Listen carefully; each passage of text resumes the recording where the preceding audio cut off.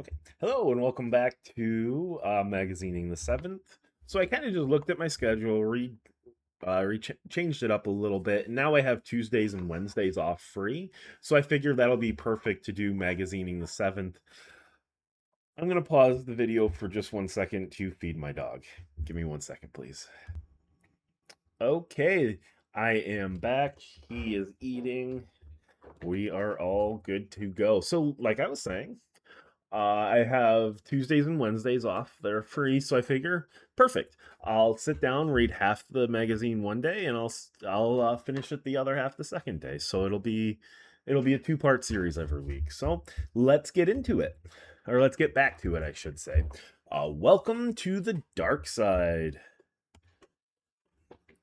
The series that started the survival horror genre now redefines it with Alone in the Dark on Wii by Justin Chang. This is one that I am actually kind of excited to check out at some point. When you think of survival horror, one series immediately springs to mind: Resident Evil. It absolutely does. Resident Evil is one of my all time favorites. But while Capcom's survival horror franchise popularized the genre, it was a little PC game called Alone in the Dark that started it all. Oh, okay. A decade and a half later, publisher Atari and developer Hydravision, who's making the Wii and PlayStation 2 versions of the game, based on developers Eden's PS3 and Xbox 360's versions, have brought Alone in the Dark back for a fifth time. Now there's a new story penned by acclaimed author Lorenzo Cartera. See the writer's block sidebar, a new modern day setting and new focus on all out action. Man of action. Edward Carnby is a man out of time. He's been transported from the 1920s into the 21st century New York City, but he doesn't know how. Okay, that does sound interesting. Our first experience with the game involved Edward waking up in a strange room where men are talking about him. Everything's blurred, but by quickly pressing down on the control pad, Edward blinks and his vision clears, if only momentarily. As we learn from the developers, this maneuver plays a large role later in the game. For example, when Edward's vision is blurred due to being poisoned. While moments like these are in first person perspective, you switch to the more familiar third person view when the game gets a bit more action heavy. So I guess the top half. All right, I'm jumping all over the place right now. Oh, I keep hitting the wrong freaking button because I'm an idiot. All right,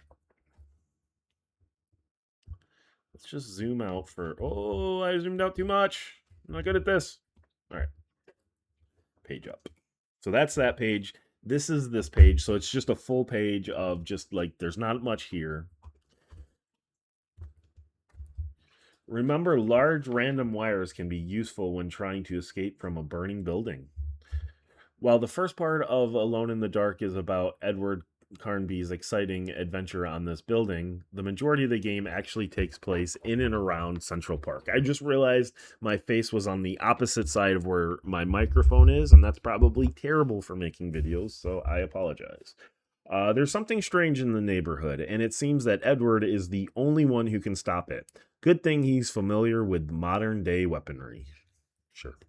Okay, so let's get back to what I was reading before. While moments like these are in first person perspective, you switch to the more familiar third person view when the game gets a bit more action heavy. And we don't mean just combat. The developers have taken a much more action focused approach than in the series' previous installments. Think 24 or Die Hard. As strange as that sounds for a survival horror game, they are apt comparisons. Like John McClane or Jack Bauer, Edward is practically a one-man army, fighting to survive in a New York ravaged by some unknown supernatural force. The first level we saw had Edward helping people escape from a burning building. At one point, he uses a fire hose to rappel down an elevator shaft, which definitely echoes McClane in the original Die Hard. Atari describes the game as episodic, though the entire game is included on the disc. What they mean is that each chapter ends on a cliffhanger, keeping you engrossed in the adventure. Okay, so it's got a little like Uncharted type of vibe to it. I could be into that.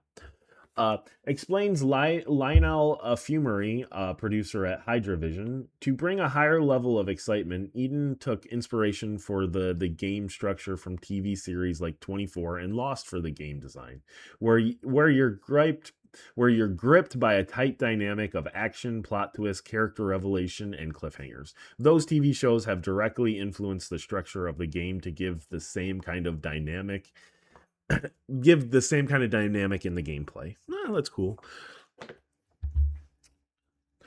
Immersed in darkness. At one point, Edward has to shimmy on the outside of a building as chunks of it rain down on him. This is a far cry from the haunted mansion the protagonist investigated before, and it gives a new meaning to the survival part of survival horror. All of this requires the use of both Wii Remote and Nunchuck. Sometimes in new ways, we have concentrated on the control scheme with a lot of different control schemes depending on the context and actions, says Fumery. The result is a really cool mixture of gameplay and a very realistic way to control and manipulate objects using the Wii controllers, which has not been done in this way before. We'll see. The most evident example is lifting the nunchuck to jump, making it more action and immersive experience than simply pressing a button. Yeah, that's the first time that's ever happened. In fact, immersion is one of the most important aspects of Alone in the Dark, Fumery explains. Immersion is key to creating emotions in the player. That's to say, emotional investment and complete focus on the experience. We've used lots of techniques, including an incredible musical score, which will stay with you long after you've left the game. The powerful ambiance created by the lighting, the in-jacket real-time inventory. I'm guessing your jacket is your inventory? Lack of health and ammo bars, and the life system, which adds an extra level of stress with the player able to see the injuries on Carnby's body with a corresponding reduction in physical abilities as the wounds worsen. Instead of going to an inventory screen, you see all the items in Edward's many pockets. You can see that you can even combine items from there, such as using the tape and an aerosol can to make a sticky bomb that you can shoot when enemies approach. So maybe it's got a little bit of Dead Space feel, where there's no like pause screen and it's all just kind of right there. That's kind of okay. It's kind of neat, I guess. Edward has an amazing jacket with many pockets. This is the game's inventory system, where you can see the stuff you've collected and make weapons by combining seemingly innocuous items together. Okay, so that's how the coat system works. You just kind of like open up your coat and you just kind of grab what you want. Yes, it's a survival horror game, but you can do some driving too. Use both the Wii Remote and Nunchuck to steer.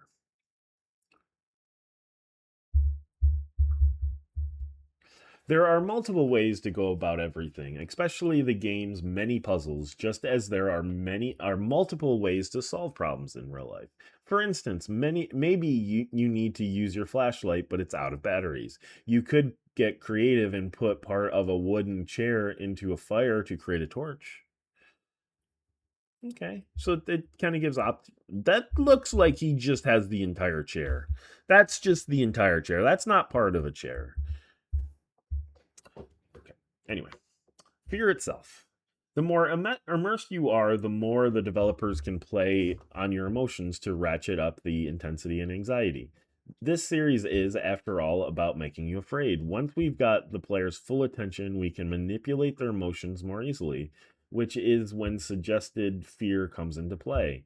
The idea of what could be behind a door or hiding in a dark corner is much more powerful than just some bad guy trying to hit you. On one hand, this drives the player forward to find out what's next, and on the other, it makes every step a battle over the fear of what danger might be awaiting around the next corner. And many more dangers than just crumbling buildings abound in Alone in the Dark. Monsters and other things that go bump in the night. Wait, what? Monsters and other things that go bump in the night have consumed New York City. Okay.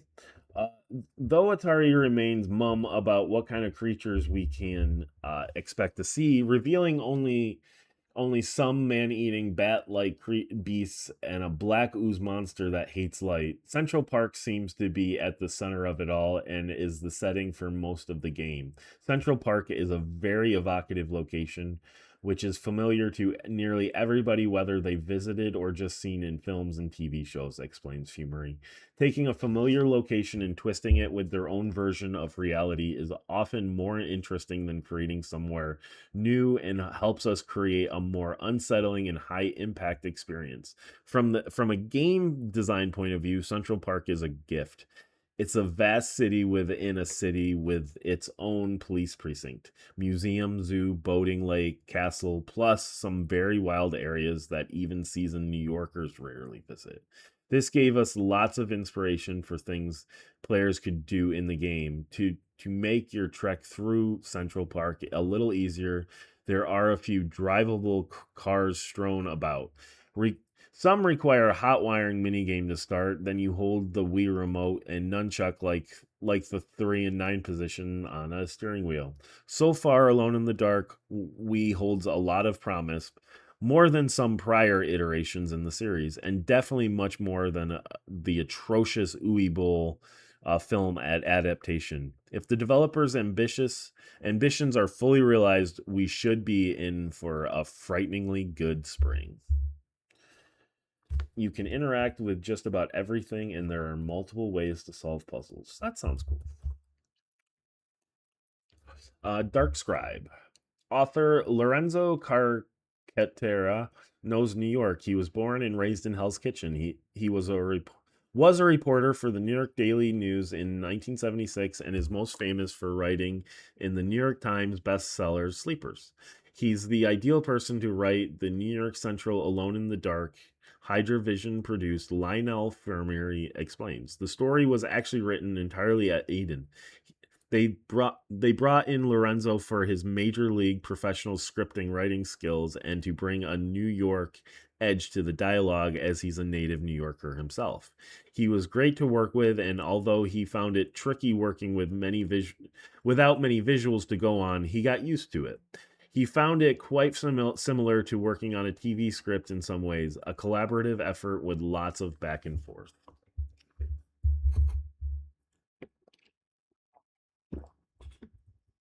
So that's it for Alone in the Dark. Now we are getting into Okami. This is an Okami preview. Wild at art. So why don't I just zoom out? I just kind of want to look at the full page for a second. That's pretty. Oh, that is pretty.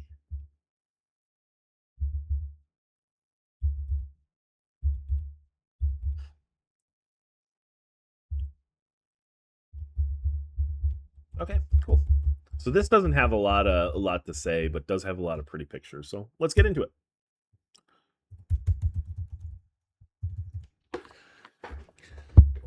Wild at Art, Capcom's phenomenal adventure game Okami is sinking its jaws into Wii. Get a taste of what awaits you with a look at the game's majestic artwork and inside interview with the developers by Chris Hoffman. Rarely has there been an adventure game that seems as perfectly suited to the Wii as Okami does. In addition to all the trappings you'd expect from a top-notch epic adventure, a vast world in peril, a great story, loads of weapons, an upgradable moveset, numerous side quests, tricky puzzles, mini games, wicked cool boss battles, Okami innovates with celestial brush techniques in which you draw symbols to fight enemies, affect the environment, and more. I'm kind of wondering if Chris Hoffman is from Boston. Anyway, when the Clover Studio developed game hit the PlayStation 2 in 2006, were blown away, but many thought it would work even better with the Wii remote. And Capcom apparently agreed. The Wii version of the game is scheduled to arrive this spring. Aside from its deep Zelda-like gameplay and unique canine protagonist, Okami is Japanese for wolf. I did not know that. Okami wowed gamers with its basis in traditional Japanese folklore and its breathtaking color watercolor woodblock aesthetic. The game looks like nothing else on the market. Will bring you more Okami coverage in subsequent issues, but you can prepare for the journey by admiring the gorgeous artwork on the following pages, getting up to speed on the major characters, and going behind the scenes with the developers at Ready at Dawn for the latest information on what to expect from the Wii version of Okami. I haven't played this yet. I don't know where I'm going to play it. I doubt I'll play it on the Wii, but I am excited to jump into this and like just kind of like play it because like they keep saying, it is a gorgeous game to look at. But anyway, Amaterasu. Taking the form of a white wolf, Amaterasu is earthly incarnation of a powerful sun god. According to legend, Amaterasu and a brave warrior named Nagi teamed up 1 century prior to the events of Okami, at which time they defeated a horrible beast named Orochi. Although Amaterasu's physical form was destroyed in the battle, the god has returned, albeit not at full strength, now that Orochi threat looms once again. Amaterasu can wield many types of weapons called divine instruments, including glaives, rosaries, and shield-like reflectors, and can harness the power of the celestial brush. As Amaterasu masters new brush techniques, the deity learns to bring foliage back to life, move and control water, slice through enemies, and create bombs out of thin air, among other skills. The only thing I really know about Amaterasu is from Capcom Ultimate Marvel vs. Capcom 3. Awesome character in that game. I wasn't very good at him, but I always liked watching people play as him. Okay, so here's a couple more other characters. I'm gonna guess Isan. I'm gonna guess Isan. Flippin and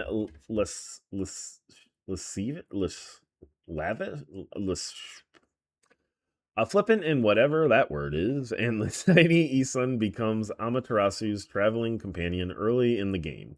Isun possesses extraordinary calligraphy skills, which he'll brag about to anybody he meets, but he hopes to become even better by learning Amaterasu's celestial brush techniques during their journey.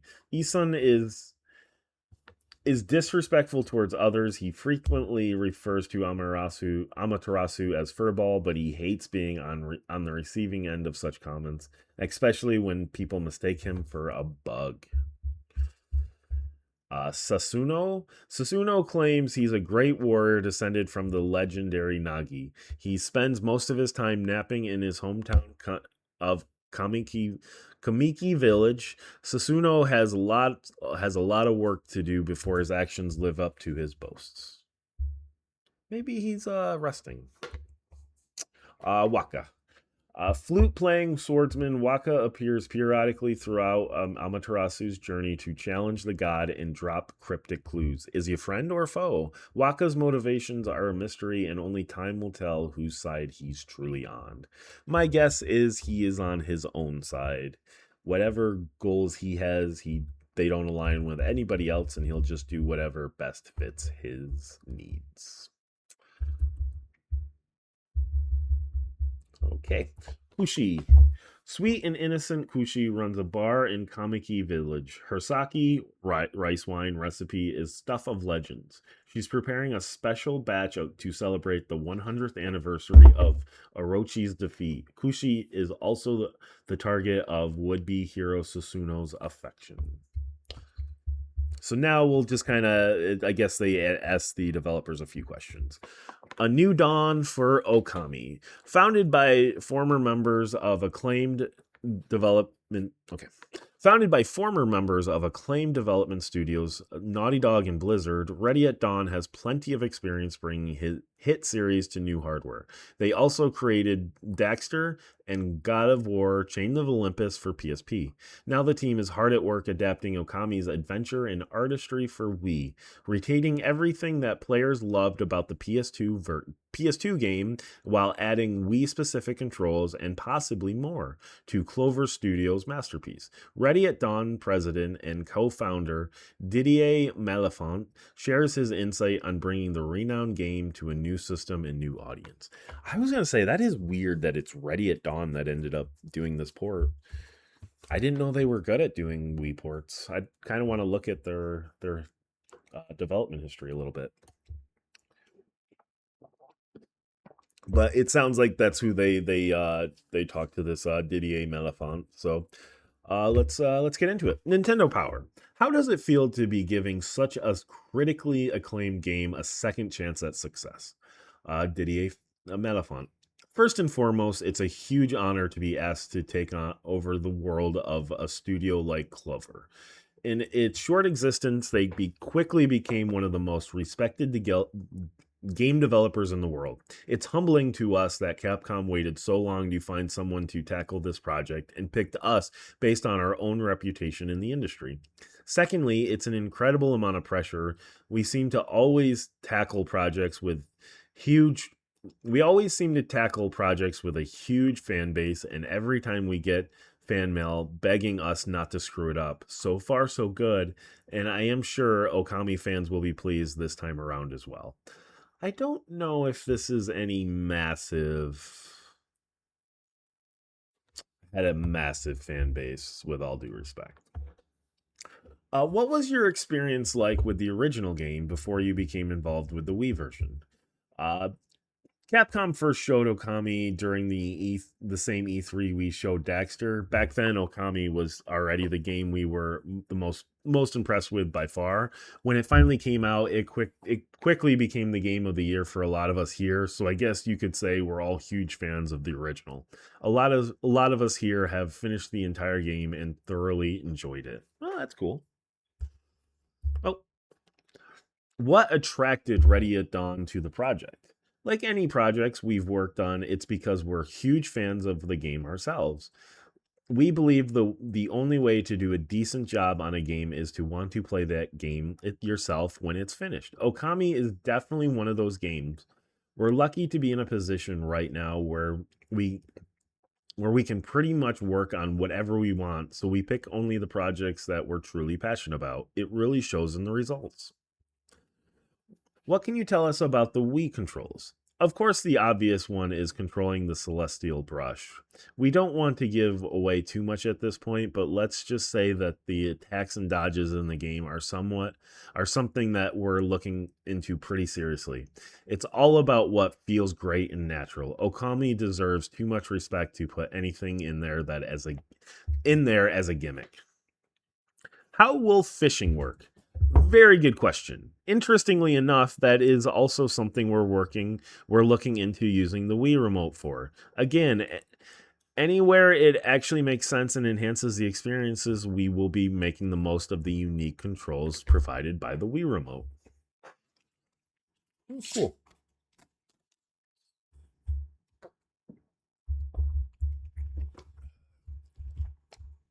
Okay.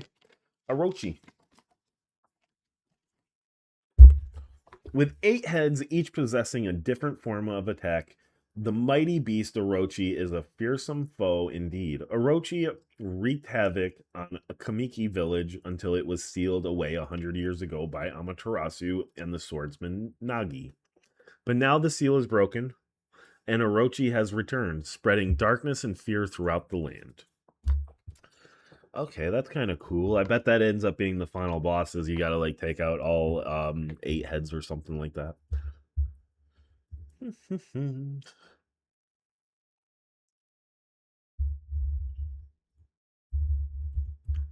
Sakuya? The wood sprite Sakuya inhabits a sacred tree in Kamiki village, using her power to protect the town's inhabitants from evil. When Orochi begins to stir, Sakuya uses all her power to restore Amaterasu's physical form. So I bet that's how the game starts. It starts out with this Sakuya restoring Amaterasu. Rao. Partway through your long journey, you'll encounter the priestess Rao in the massive Seian city. Rao provides Amaterasu and Isun with plenty of advice, and at one point, she even becomes Amaterasu's passenger, which provides you with extra power. For some reason, Isun is smitten with Rao. Yeah, I wonder why. I wonder why. Okay. All right, more questions. Questions and answers, I should say. We've heard that Okami won't have any new content over the PS2 version. Is that still the case? What about progressive scan and widescreen support? We haven't completely ruled anything out at this point, but there's a few reasons for us trying to be conservative at this point. First, it's already a 40 to 60 hour game, and we want a game that the majority of people will get to enjoy and finish. Secondly, games of this caliber have a fine balance of features and gameplay elements that make them fun. We have to be careful before deciding to mess with that, especially since we're not the original designers of the game. Having said that, things like progressive scan and widescreen are on the top of our list in terms of what we would like to add to the Wii version. What has been the biggest challenges of porting Okami to Wii? Initially, it was getting familiar with the code and the assets for the game. It's always weird to dive into other people's creations as they tend to do things in a different way than you would. In the end, the biggest challenge was converting all the game's models and textures. There are a lot of them, and some require special attention to make sure they convert accurately from one platform to the other. It was the most time consuming part by far because the very specific art style in the game we had to be careful so that it was preserved as we repaired some of the assets. What was it like recreating the painterly visuals with the Wii hardware? People often don't realize that, unlike a lot of games that try to shy away from a realistic look, Okami actually uses no rendering trick in the engine. Everything is done in the models and the textures. It's an amazing thing to look at when you have access to the source files. We've had quite a few of our artists just stare at these in awe of what people at Clover were able to do without using any specific engine tricks. Wow. Pumping their tires a little bit. I just bumped the microphone. Well, I bumped the table right under the microphone. Okay. Has the absence of the original dev team posed has the absence of the original dev team posed any particular problems for you? Of course. We would have loved to have them around to ask tons of questions regarding the game and why some things were done the way they were, but that wasn't an option. So in the end, we probably took more time initially to get everything up and running than we would have with Clover's help. In the end, the goal is to make sure the game lives up to the standards they have set. The PS2 version had plentiful bonus content. Will all that be included in the Wii version? We want new fans of the game to experience everything that the PS2 version offered. Similarly, we wouldn't want original fans to feel like anything was left out. So the goal is to definitely bring it all across. What do you have to say to Wii owners who have yet to experience Okami? They're in for an incredible treat. Okami is one of the most beautiful games I have ever had the chance to play. It has incredible depth, a wonderful story, and will finally get to be played the way it was meant to be played, using the Wii controls to their full extent. Let's put it this way, even people who have played and completed the original game can't wait to play it again. And will probably be the first ones in lines to buy it. So that's really saying something. Pretty as a picture book. The beautiful images featured in this article are only a fraction of the amazing art that was created for Okami. If you would like to see here, you're in luck. An Okami art book called Okami Official Complete Works is scheduled for February release in North America. Published by Udon Entertainment, the 288-page book will carry a suggested price of $39.99. Wow. 288 pages of art. That is crazy. Okay, so here's just showing, I'm guessing, Japanese DS games getting released or whatever. I'm not sure what any of this is, but I don't really care too much. It's all DS games. This is all DS. So I can just skip right past all of this.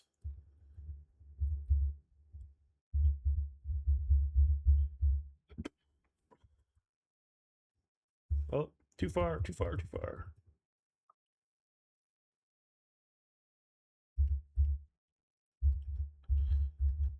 That I will read. Okay. Why don't we get into this, which it seems like it's all about magic moments behind our favorite parts of Super Mario Galaxy. Warning, spoilers inside. Game Directy. That's. Let me scroll. Oh, too far.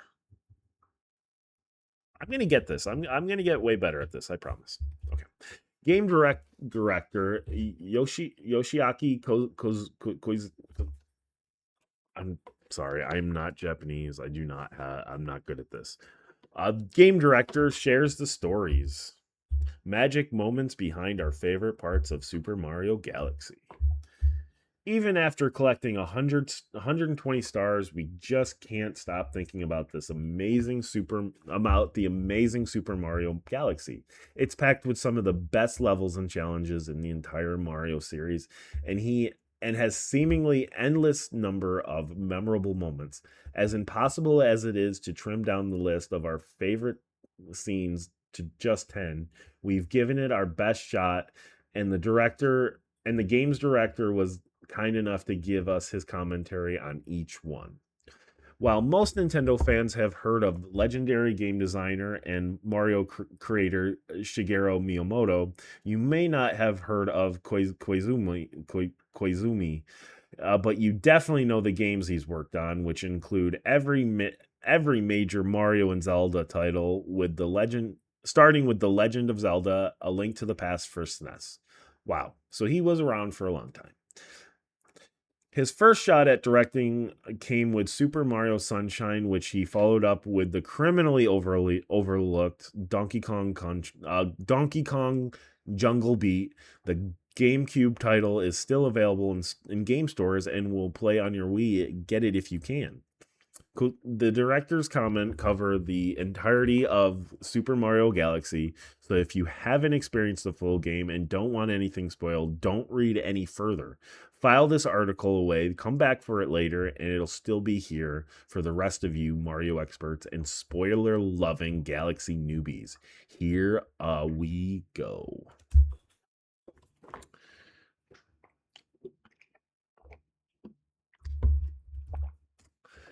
After a quick tutorial on controls while chasing rabbits, Mario begins his first real stage in glorious fashion. He soars through the stars and lands with a flourish on the first planet in the Good Egg Galaxy in an awe-inspiring start to the grand adventure.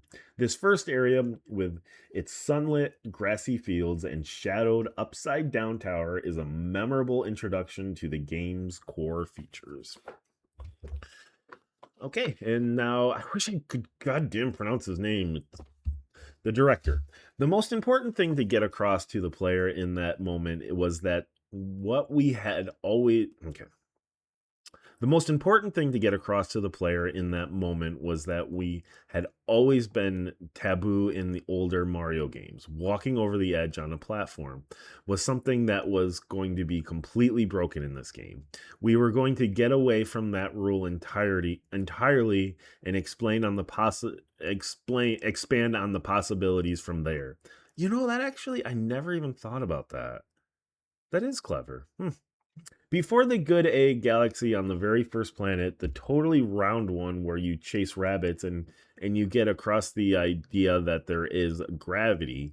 But the moment becomes a little more dramatic on the first planet of Good Egg Galaxy because it's shaped more like a platform and actually has an edge. So again, here we had to remind players that while gravity has always pointed down in previous games, that rule is broken completely in Super Mario Galaxy. Huh. Neat.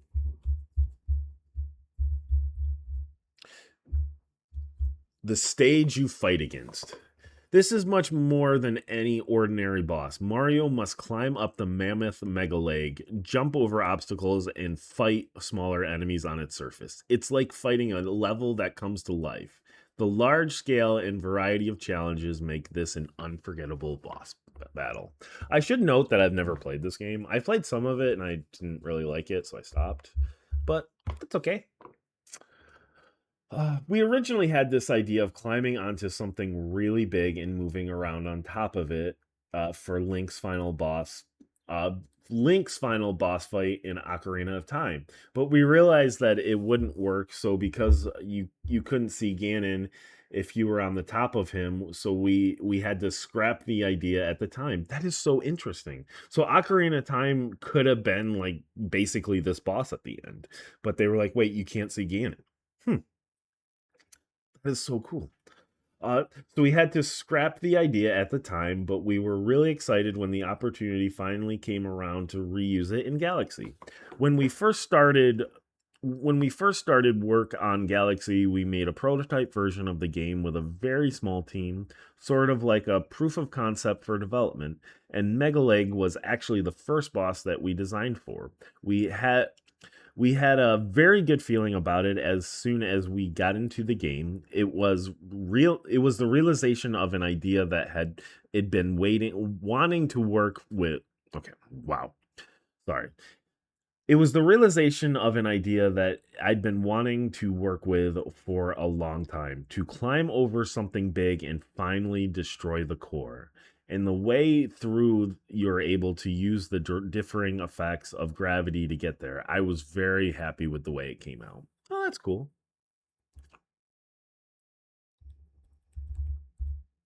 Just as the raccoon-like Tanuki Mario became synonymous with Super Mario Bros. 3, B Mario has stood out as Mario's most iconic look in Galaxy. As fun and as useful as it is silly, Mario's fuzzy new form shows up a lot more than his other suits, and B Mario's hover ability although limited, can be a real lifesaver.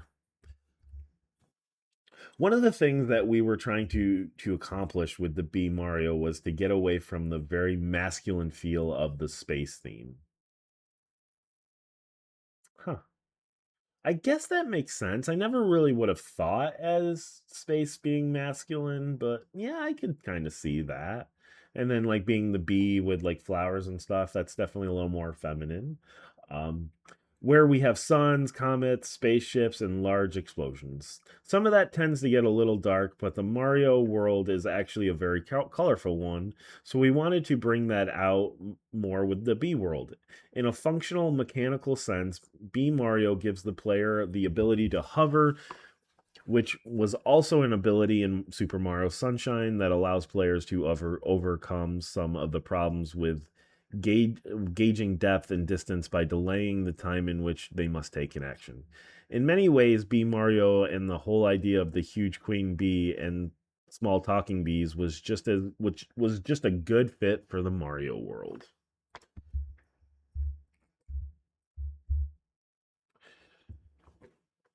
The Rocky Road in Sweet Sweet Galaxy is the game's first daunting challenge and an early reminder of the kind of gameplay that has made Mario games so special. Its demanding platform jumping and old school Mario music make it especially sweet treat for longtime series fans. If the game only consisted of planets that you couldn't fall off of, there would be no danger, no sense of real excitement, catastrophe, or consequence. So we wanted to put that sort of platform level early on to remind people of the traditional Mario feeling that you get from trying to land on platforms. To further recall the classic Mario feel, the composer who did some work on Super Mario Bros. 3 use on his own decided on his own to use music that reminded people of that game on this level. I wasn't even aware that he'd done this until the music was already in the game. In addition to having the old hands that have been at Nintendo for a long time, we also bring in a lot of new blood. The funny thing is the old employees always want to create something completely new and don't want to go back to anything that they've done before, whereas new employees have really strong feelings of nostalgia that they hope to recreate in the projects they work on. For Galaxy, a composer that came from another company formed a really interesting collaboration with the musicians that had been here with much longer to get a combination of something new and something nostalgic from previous Mario games. It's so ironic that you can get new blood to turn the project towards a more nostalgic direction. Hmm. Yeah, I guess I could see that, especially with Nintendo. There is just like if you are going to work at Nintendo, you're probably a massive Nintendo fan. So yes, you are bringing that like nostalgia and bringing that element of like this is what a Zelda game is and this is what a Zelda game should be. So, or in this case, a Mario game, but same concept.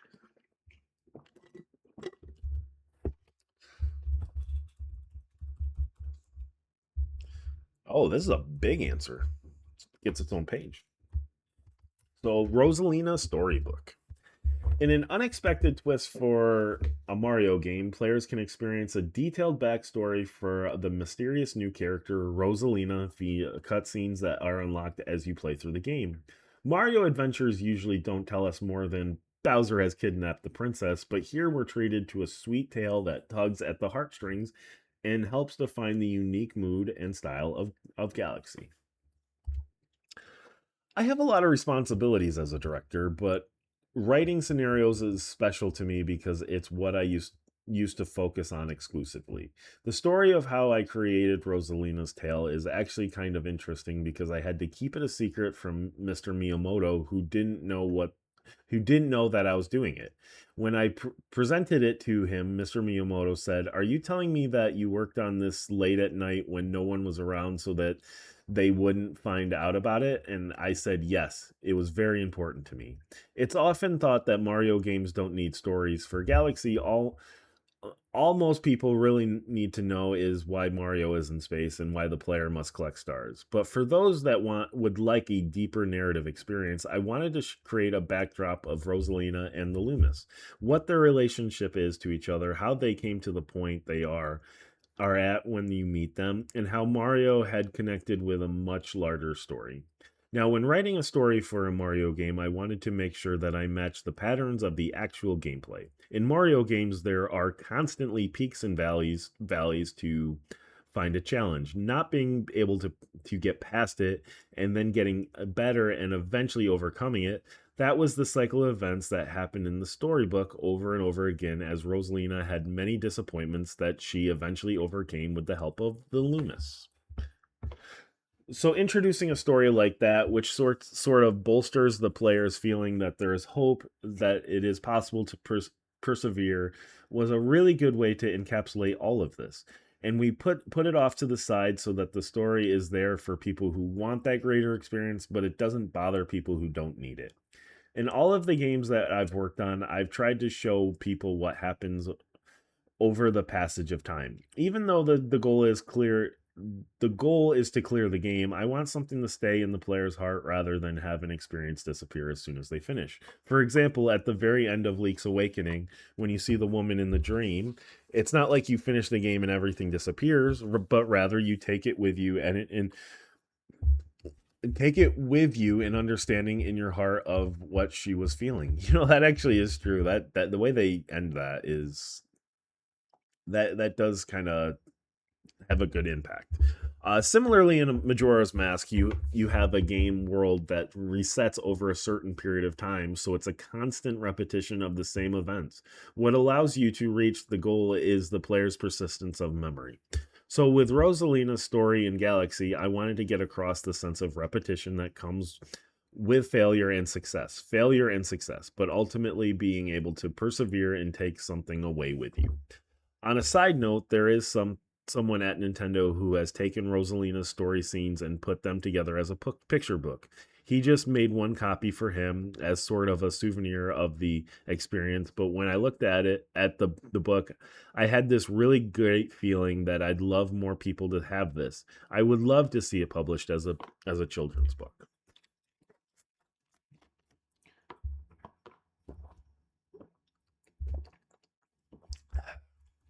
Okay. Now we're going to talk about the most difficult part of the game. The Toy Time Galaxy Purple Coin Challenge is the game's ultimate test. It requires players to think fast and maneuver faster while collecting coins scattered across a free-floating Luigi-shaped obstacle course made of flipping and disappearing platforms. And just when you grab that 100th coin and the star appears, there's not enough solid ground left to get you to it. Ooh, that sounds rough. Previous 3D Mario games tended to appeal to a select group of players that feel comfortable navigating a three-dimensional face. When you say previous, there's only one prior to this. You could have just said that previous one, but whatever. But I wanted to make a game where everyone can have fun. For advanced gamers who are very comfortable with 3D platformers, we created the Purple Coin Challenges, which were intended to be the most challenging levels.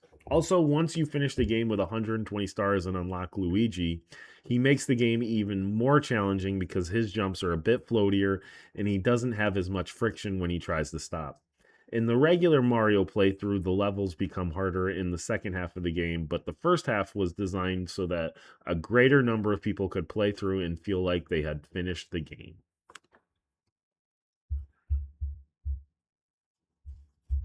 Exploring the depths. Water worlds are a staple of Mario games, but they've rarely been done as well as they are in Galaxy. Zipping around on the back of a turbocharged turtle shell is a joy, and the game's gorgeous underwater locations provide some of the most breathtaking graphics we've seen on the Wii to date. The battle with the battle with Bonefin in a small water-filled galaxy built purely for the fight is one of the game's real jaw-dropping moments. I've heard from many people who think the swimming stages are a bit too difficult, but looking back at the other games that I've worked on, like the Zelda games and Jungle Beat, I tend to think that water levels are in general very difficult because there's a different sense of gravity and your movement is slowed. I think that there should be a challenge there. It's supposed to be a little bit hard to play, but the main point that I want to get across is that the experience in these areas is very different from the ones you have while walking around. We're constantly balancing how easy we should make it. We don't want to challenge the player in a way that makes them frustrated, but rather give them something they can, with practice, overcome. Coming up with the shell's use in water was a nice moment where we realized that using it would make swimming easier and more fun, and adding it made it possible for us to include deeper water areas up to the challenge. Okay. Luigi's appearance in the game introduces a brand new kind of challenge for Mario. That of finding and rescuing his brother in various stages with the only clue to his whereabouts being a photo in a tiny part of the world Luigi is trapped in. Not only is it entertaining to discover the various situations that Luigi gets himself stuck in, but these challenges are unique that they are unique in that they test the player's memory of different stages. If only there were more of these fresh, fantastic challenges. So I guess you have to go find your brother at certain points. We wanted to put in more of the find Luigi challenges, but with so much to do, we simply ran out of time. Still, we really wanted to make these stand out, so we added the feature that Luigi would send mail to the player's Wii menu.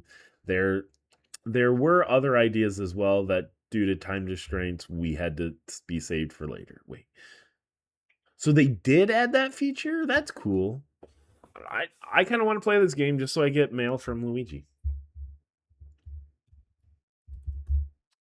The special challenge levels stand out as vastly different Mario experiences with unique Wii controls. While surfing on a ray, rolling around on a giant ball, or floating around in a giant bubble, the player gets a chance to take a break from the normal planet hopping gameplay experience and something new, fun with the Wii remote.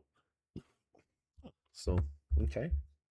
So yeah, it looks like you're like riding a ray, you're riding a ball, you're just kind of doing different things. When we first began to explore the Wii hardware, we spent a lot of time thinking about different control schemes. We tested a lot of different concepts, and the best of these ideas became the special challenges in Galaxy.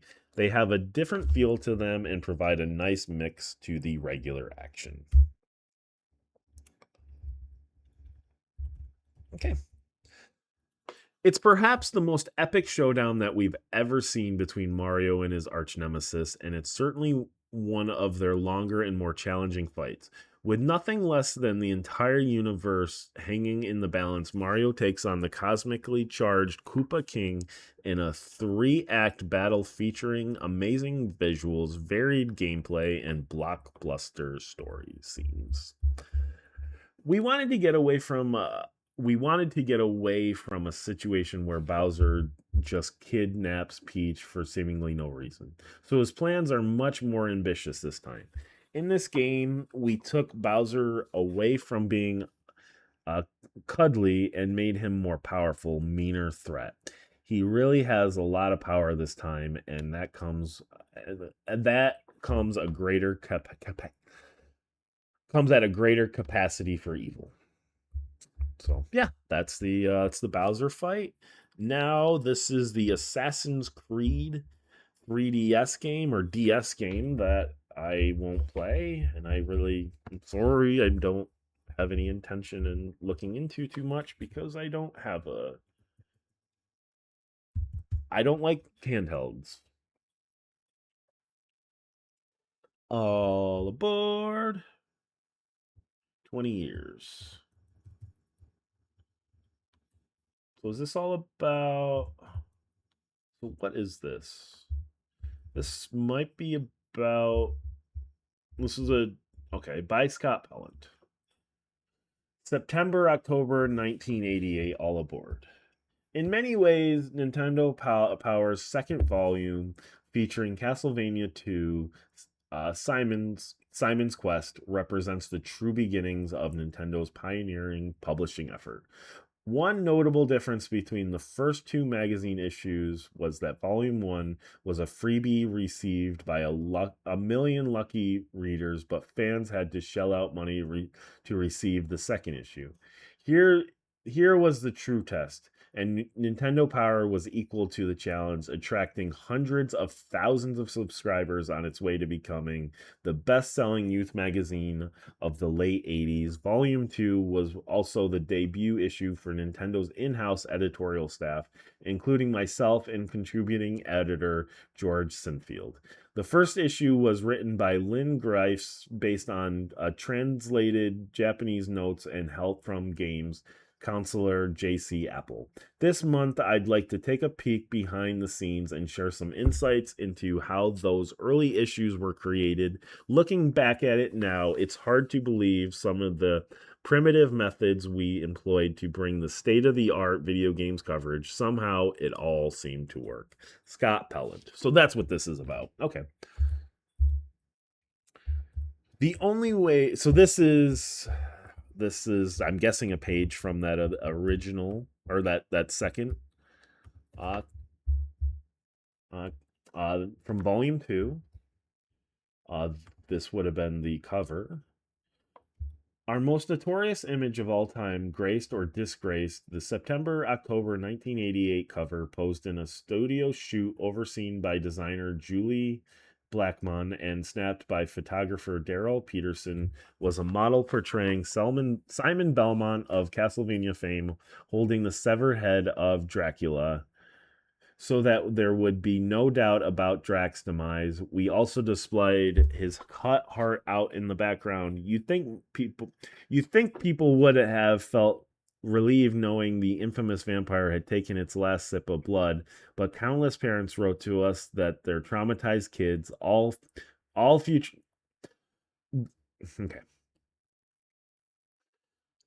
You'd think people would have felt relieved knowing the infamous vampire had taken his last sip of blood, but countless parents wrote to us of their traumatized kids, and all future covers displayed only heads that were firmly attached to shoulders.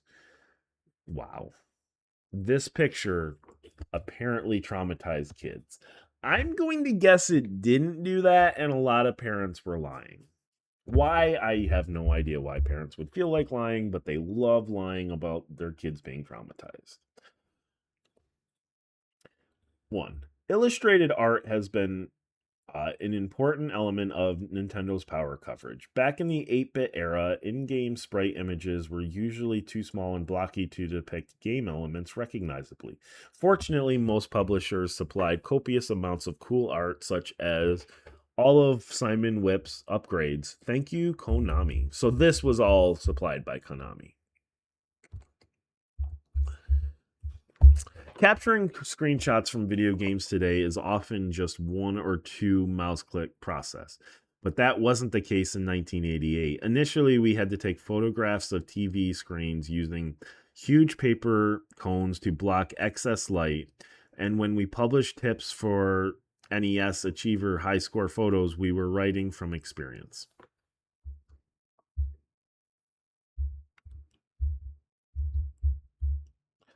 3. Sometimes we get a little carried away with the dramatic presentation, and I'm not talking about page design. Check out this passage, but hearts are not easy to come by. You must earn them with courage and skill as you do battle with Dracula's legions. They were heroic times. So I'm guessing it's talking about this right here. Your tale of adventure begins in the little town of Jova. If you charge off to find the parts of Dracula without talking to the people here first, your efforts will be fruitless. Be sure to collect as many hearts as you can. You'll need them to buy invaluable weapons, but hearts are not as easy to come by. You must earn them with courage and skills as you do battle with Dracula's legions. Last month, Chris noted Nintendo Power's old school 2D maps, but how were these marvels created? With the advent of photo printers that could be plugged into the NES, we were able to take screenshots and print them on 4x6 sheets of paper. Then we pasted all the prints together on big boards to create maps like the one of Jova shown here. Believe it or not, some of those original photo maps were as big as a dining room table. That's crazy. So this is what they would just like print out this section and then just kind of like paste them all together. Huh. That's cool. I didn't even know they had a printer that you could, a photo printer that you could plug into the NES. That is wild. Okay. Anyway, red arrows, blue boxes, screenshots, illustrations, maps, splashes of colors, copy, all of these elements existed on separate pieces of paper, which were combined at Dai Nippon Printing Company in Tokyo by a team of composition experts using knives, scissors, paste, and tape. It was like kindergarten art project gone mad. Fun historical fact, cut and paste functions in today's software are named after this old style production. Oh, cool. So that's talking about 5. So it's like down here, all of this stuff. Today, Nintendo Power is produced digitally using software more powerful than anything we could have imagined in 1988. In those days, it took 3 months to go from concept to final product. Now it takes a little less than a month to produce Nintendo Power, and with just a fraction of the staff.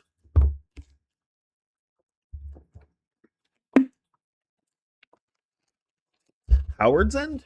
Just as he had been the poster boy of the Nintendo fan club, Howard Phillips was the face of Nintendo Power, appearing in the monthly Players Poll sweepstakes and the popular Howard and Nestor comics. Howard was noted for his red hair, his boyish grin, and fondness for bow ties. After leaving Nintendo, Howard worked with several companies, including THQ and Microsoft. Currently, he is designing educational software for kids and raising pygmy goats. His hair is still red, but he seems to have outgrown his youthful zest for bow ties. All right, Howard.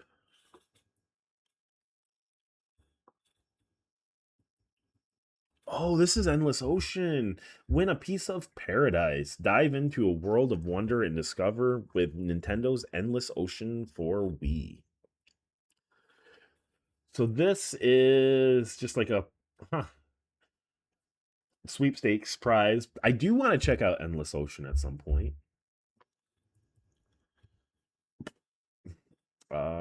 Power profiles. Takashi Mizuka. I don't know who this is. Oh, Sonic the Hedgehog. I just want to quickly check how this is going. Oh, so I got okay. Let me switch back here. So I wanted to just take a quick look because I was like, man, it just feels like I've been reading a lot, and then I look and it's already been an hour, and like after about an hour, I'm like, I need a break from reading, and like I don't want these episodes to be super long. I'd like them to be about an hour long. So I'm an hour in, I guess. I guess this is gonna be a three-parter. I guess I should plan on each magazine taking probably 3-4 hours to kind of just go through. And that's cool. That's all right. I really, it's been a god damn it. It's been a long time since I've kind of sat down and really read through a magazine, so I forgot how long it's going to take. So, oh, that's cool with me. And also, I've just never really read out loud. I've never done something like this, so it's going to take me a little bit longer as well. So yeah, I want to thank you for watching. I guess I'll be back next week, next Tuesday, to finish Nintendo Power. So, thanks for watching.